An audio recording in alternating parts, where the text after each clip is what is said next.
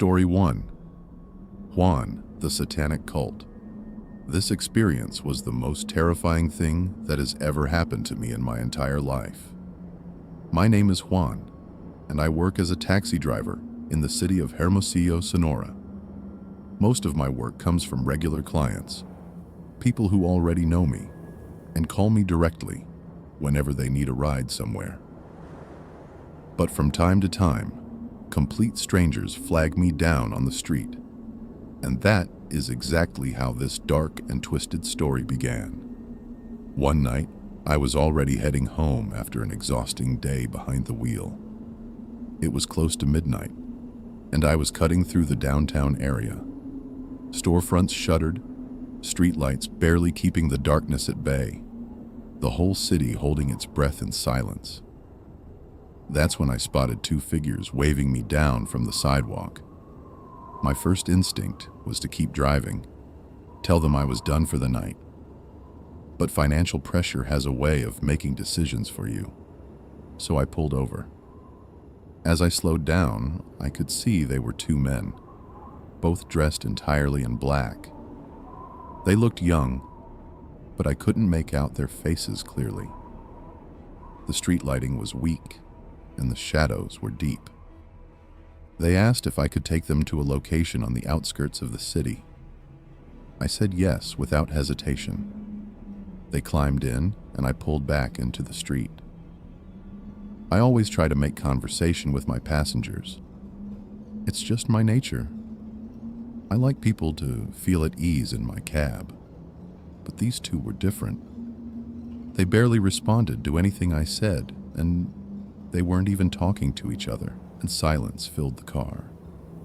The tension thickened with every kilometer, and the further we drove, the more uncomfortable the whole thing became.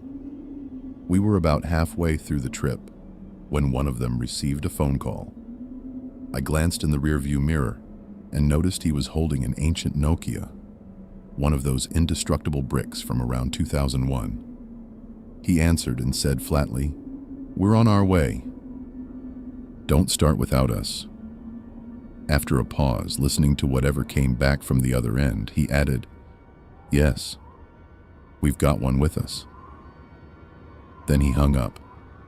I kept my eyes on the road and my face completely neutral, but something ice cold had just settled in my chest. We were exiting the city now. Everything around us was dark and desolate. The road dissolved into open highway, and the two men were guiding me turn by turn since they had no specific address. I asked if we were almost there. One of them told me we still had about 15 minutes to go. That irritated me. They had never mentioned we'd be going this far outside the city. They had only said it was before the highway. I had agreed based on that, but I said nothing. Something told me to stay quiet. Just then, my wife called. She was worried, asking where I was, but before I could so much as lift the phone to my ear, the man sitting directly behind me reached forward and ripped it from my hand and threw it out the window. I exploded. I yelled, demanded to know what the hell he was doing. But in the very next second, I felt something cold and sharp press against the back of my neck, a knife blade. "Calm down," he said, barely above a whisper. "Keep driving." Friends, the terror I felt in that moment is beyond anything I can put into words. My mind raced through every possible scenario: a robbery, a carjacking, a kidnapping. I thought I understood what kind of danger I was in. I thought I had seen the worst of it. I hadn't even come close to the truth. I forced myself to breathe. I told them quietly, "All right, I'll do whatever you ask. Just don't hurt me. I have 2 daughters waiting for me at home." The man behind me didn't blink. "Shut your mouth," he said. "Keep driving. Not one more word." So I obeyed. Minutes passed in absolute silence until one of them said, "Turn here." It was a dirt track cutting straight into dense scrubland. Nothing on either side but brush and darkness. I genuinely believed I was going to die out there that night. We followed that trail for several more minutes until a 3-story abandoned structure appeared in the headlights ahead of us. It was crumbling and completely neglected. No doors, no windows, just hollow gaping openings in the walls like empty eye sockets. They told me to cut the engine. I did. Then they forced me out of the car and walked me toward the building. I couldn't stop myself. I asked what they were going to do to me. I told them my family had no money, that we barely scraped by on what I earned driving. They shoved me and told me to keep quiet unless I wanted to feel the blade. They pushed me inside and up to the 2nd floor. That short walk was the most frightening journey of my life. Total blackness. I couldn't see a single thing in front of me. I stumbled on the staircase, and then the smell hit me. A thick, putrid stench that clung to the air like something long dead and rotting in the walls. When we reached the 3rd floor, I saw them. A group of people, all dressed in black robes and dark capes, gathered around a small bonfire burning in the center of the room. The firelight was the only source of illumination, and what it revealed made every hair on my body stand straight up. The screaming reached me first. I looked down and saw 3 people on the floor, bound at the wrists and ankles, mouths sealed with tape, weeping and writhing in absolute desperation. Between them, drawn directly onto the floorboards in a wide circle, was a massive 5-pointed star, a pentagram.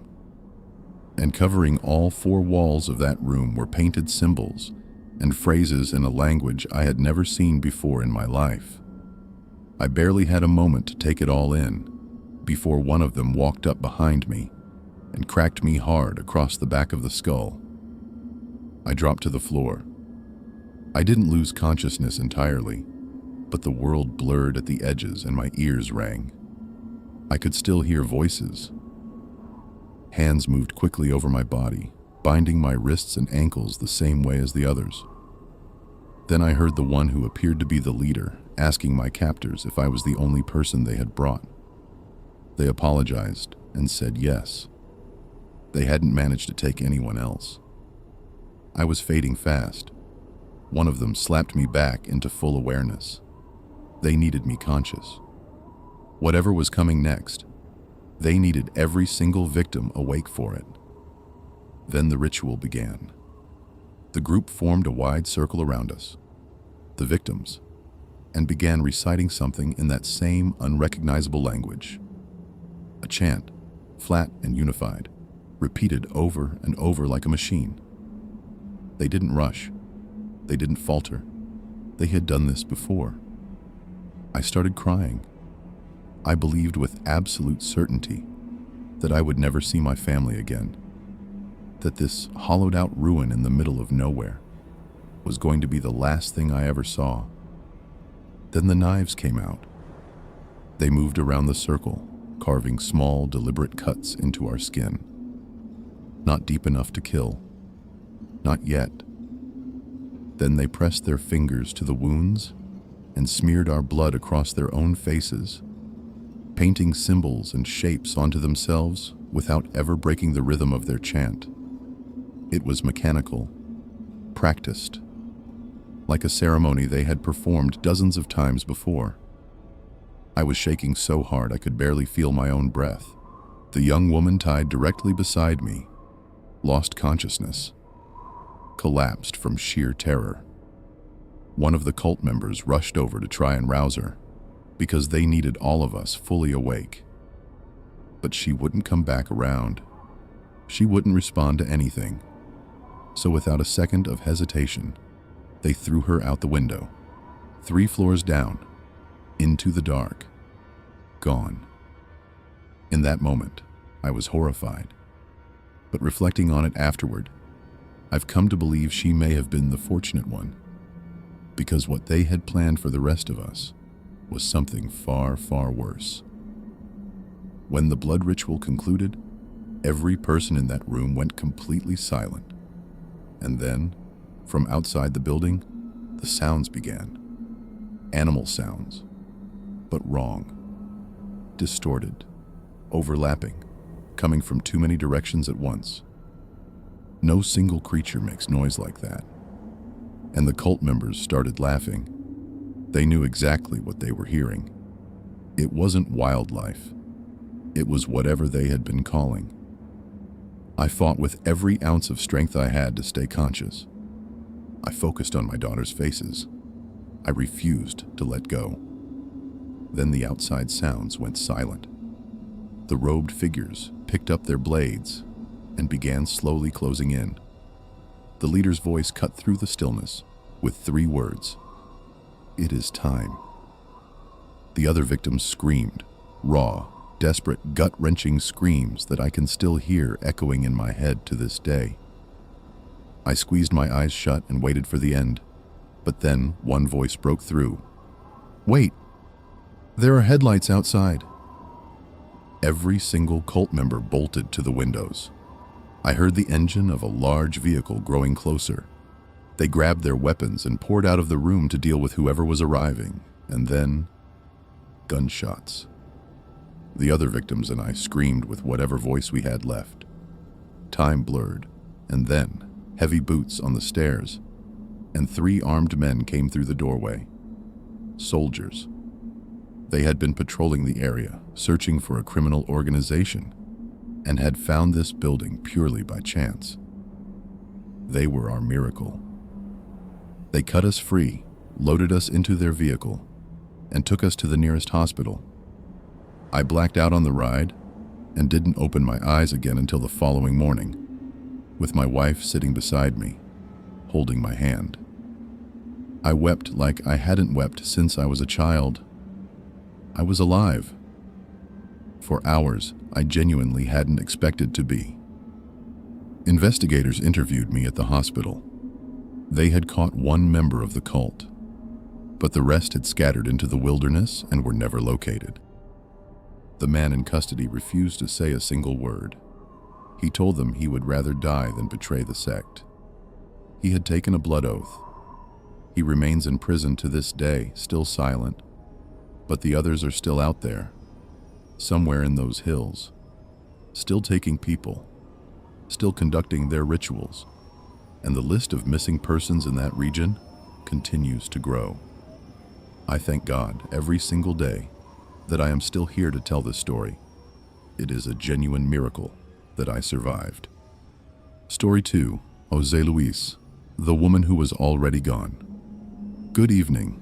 My name is Jose Luis, and what I'm about to share is a paranormal experience from several years back, when I was working as a taxi driver in Veracruz. It was around 8 in the evening, and I had just started my shift. I usually parked outside the central bus terminal at the beginning of the night. That's where the steadiest business came from.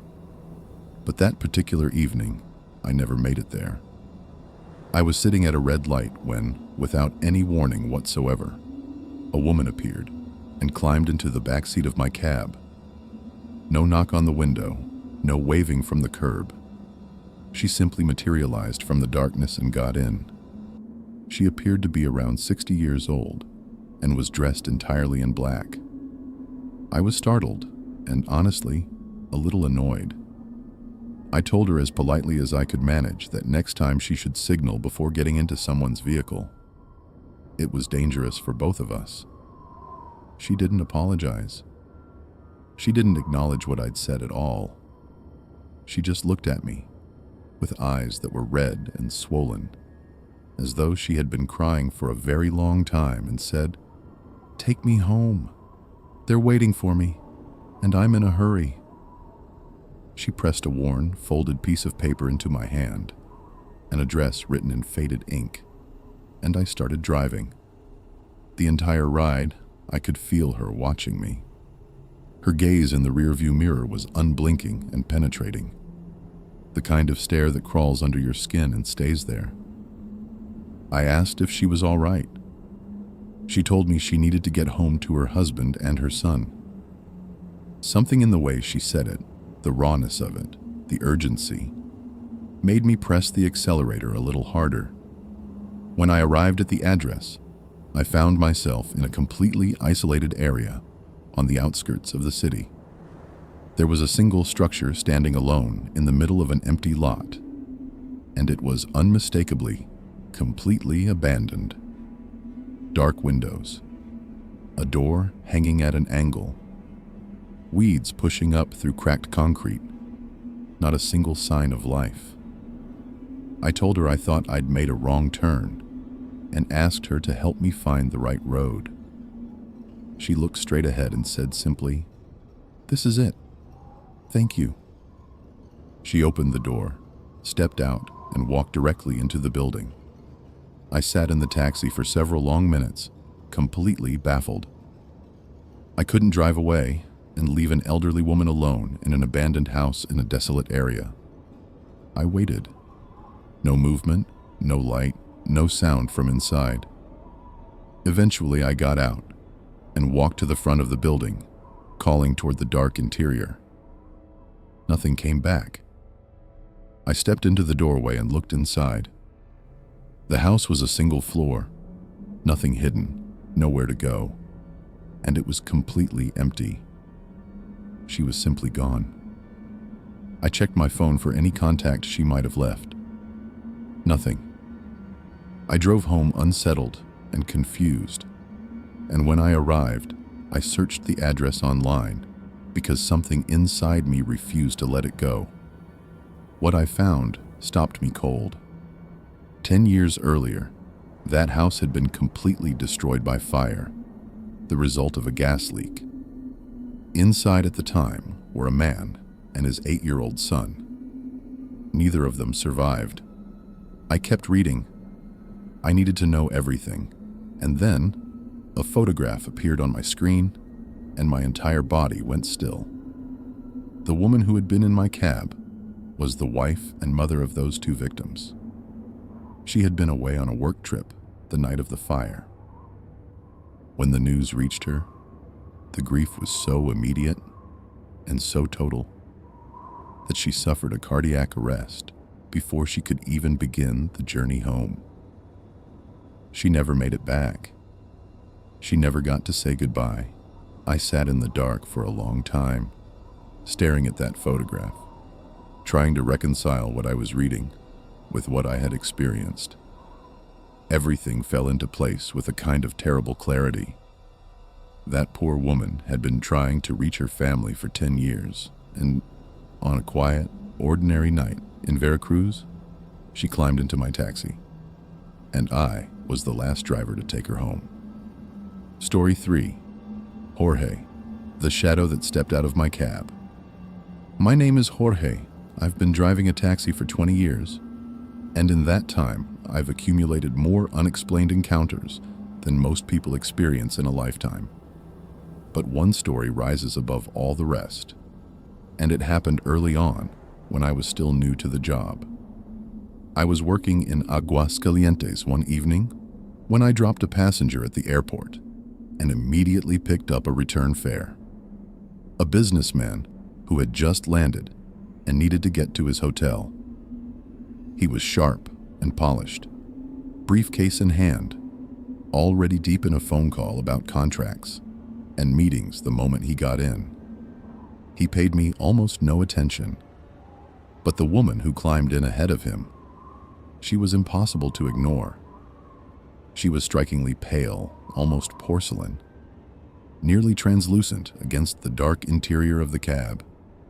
She wore an elegant all-black outfit and kept her head bowed the entire time, chin to her chest, face never once visible to me. She sat completely still, completely silent. She didn't shift in her seat, didn't glance out the window, didn't make a single sound for the entire ride. The businessman eventually ended his call and asked how much longer until we reached the hotel. He had a business dinner at 8 and couldn't afford to be late. I told him we were nearly there. And then, glancing at my phone to check the time, I said offhandedly, "Don't worry, you and your wife still have plenty of time to get ready before dinner." He looked up at me in the mirror. "My wife. I'm traveling alone. I've been divorced for years." I looked into the rearview mirror. The seat beside him was empty. She was gone. Vanished completely. No open door, no sound, no explanation. I nearly lost control of the vehicle. The businessman snapped at me to watch the road. I apologized and told him I didn't know what had come over me. I didn't breathe a word about the woman. There was no way to explain it, and I was still trying to process what I had just witnessed, or failed to witness. Somehow I got him to the hotel safely. He paid, unloaded his bag from the trunk, and disappeared through the entrance. I left immediately and drove straight home. I was finished for the night. The following morning, there was a knock at my door. A detective from the prosecutor's office.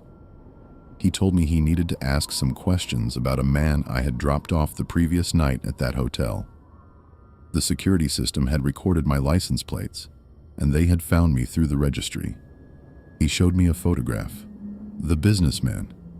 He asked if I had transported him to that hotel. I said yes. He told me the man had been found dead in his room early that morning. Someone had entered the hotel unseen, evading the security cameras entirely, and killed him. The detective wanted to know about the phone call, about anything the man had said, any detail that might help. I told him what little I knew, that he'd been talking about a business dinner. That was all we had discussed. I said nothing about the woman. A detective would not have believed me. Weeks passed, and I heard nothing more from the investigation. Then a clip from the hotel's security footage went viral online. In the video, you could see the businessman stepping out of my taxi, clear as anything. And right behind him, emerging from the same rear door, from the same seat where she had been sitting, was a dark shape, human in outline, moving the way a person moves. I knew the moment I saw it what it was. The internet had its theories. Some said it was the personification of death itself, following him to his final destination. No one could ever agree. But I was in that car. I saw her get in. I watched her disappear. And I watched that footage with the particular dread of a man who already knows the answer and wishes, more than anything, that he didn't. Story 4. Carlos Contreras. What was inside the suitcase? My name is Carlos Contreras. I drive a taxi in the state of Mexico, and I want to be upfront with you. This story contains nothing paranormal. No ghosts, no demons, no unexplained shadows. But I promise you this. It is far more terrifying than any of that. One night, I had just dropped off a passenger and was coming around a corner when I spotted a vacant lot on the side of the road. I pulled over briefly to return a phone call I'd missed. I was about to pull back into traffic when a man stepped out of that lot carrying a large, battered suitcase. He was decently dressed and looked completely ordinary. Nothing about his appearance set off any obvious warning. He walked up to my window and asked if I was available. Said he needed a ride home. Something made me hesitate. Maybe it was the hour. Maybe it was the fact that a man in decent clothes had just walked out of an empty lot in the dark carrying a beat-up bag. He noticed my pause immediately and laughed. With a relaxed, friendly voice, he explained that he'd just been using the lot as a bathroom. That's why he'd come from there. Nothing to worry about. I hadn't asked. He volunteered that information on his own, completely unprompted. That detail embedded itself in the back of my mind. But I pushed the unease aside, told myself I was overthinking it. "All right," I said. "Get in." He loaded the suitcase into the trunk himself, gave me an address, and I started driving. He was restless from the first moment, legs bouncing, eyes scanning left and right, constantly, unable to settle. I tried some light conversation to ease the tension, asked if he was coming back from a trip. He took a long beat before answering. "No," he finally said. "I'm moving." After that, the conversation was over. He had nothing more to say. We were on a wide main boulevard, completely gridlocked during the day but practically empty at that hour of the night. That's when I heard it. Thumping, coming from the trunk, and then screaming. I snapped my eyes to the rearview mirror. The man was staring at me. "Pull over," he said. But we were in the middle of the boulevard, nowhere safe to stop. I demanded to know what was in that bag. What the hell was happening back there? He didn't answer. He shoved the door open and jumped. Because we weren't moving very fast, he hit the pavement and rolled, scrambled to his feet and bolted in the opposite direction, nearly getting clipped by an oncoming vehicle before vanishing into the dark. I pulled over the instant I could, threw the car into park, and ran to the trunk. The suitcase was half unzipped. The screaming had stopped. There was no movement. I opened it the rest of the way. Inside was a young woman. She had severe wounds across her body and was completely unconscious. I called the police and an ambulance simultaneously, and they arrived quickly. She was taken into emergency care immediately. I gave investigators a full account of everything that had happened, then drove home in a state of quiet shock. I lay awake the entire night. A few days later, the case made the news. She had survived. In her statement, she explained that the man was her ex-boyfriend. He had used a false pretense to lure her to that vacant lot and attacked her there, intending to end her life. He believed she was dead when he sealed her inside the suitcase. He had no idea she had survived. He was caught not long after, found hiding in Jalisco. He is currently in prison. Like I said, no supernatural element. No mystery beyond human explanation. Just a quiet night, a wrong decision to pull over, and a young woman who is alive today because she was still breathing when I opened that trunk. Sometimes, what walks among us in the real world is the most terrifying thing of all. Thank you for watching. If this content kept you on edge, hit subscribe so you don't miss what's coming next, and share it with someone brave enough to sit through it. There is a lot more darkness on the way. I'm Glenn. Until next time.